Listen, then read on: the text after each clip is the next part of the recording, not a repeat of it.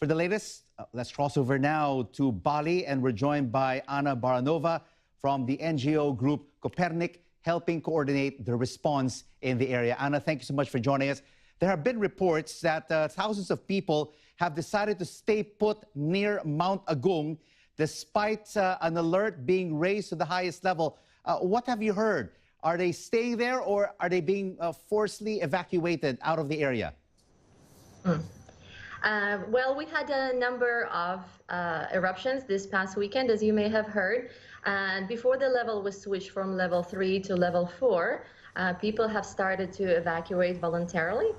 From the previous phase, when they evacuated in September, they have already been and became familiar with the camps. And so the evacuation this time around was much smoother. And then, of course, on Monday, the level was switched from level 3 to level 4. And that prompted the official government evacuation of people. I'm not familiar with the numbers of people who decided to stay. I think actually this time around, because the visual cues are much stronger, there is a lot of ash coming out from the volcano. And in fact, the eruption has now switched from steam-driven phreatic eruptions to full magmatic eruptions. So I think there is a lot more motivation and visual cues for people to evacuate. So how have you and your organization, Ana, been helping with the evacuation coordination so far?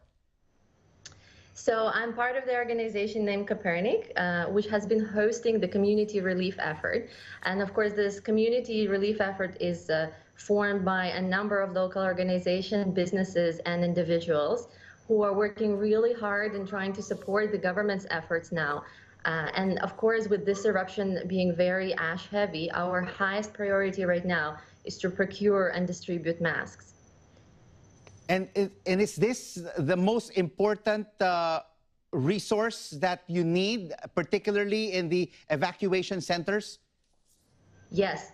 Definitely. I mean, of course, the evacuation centers continue to require the usual, like food and blankets and whatnot. But a lot of these have been distributed the first time around when the level was changed to level 4. And so while they continue needing to be replenished, some of these resources already exist.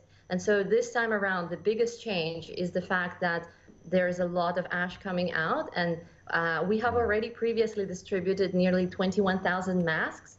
And the government has also been distributing masks right now, but there's definitely a need for many, many more masks, because these masks, in a heavy ashfall, these masks only last a few hours. So you need to have more than one. Thank you so much for updating us on the latest situation on Mount Agung and the evacuation centers. Ana Baranova from the non-governmental organization Copernic.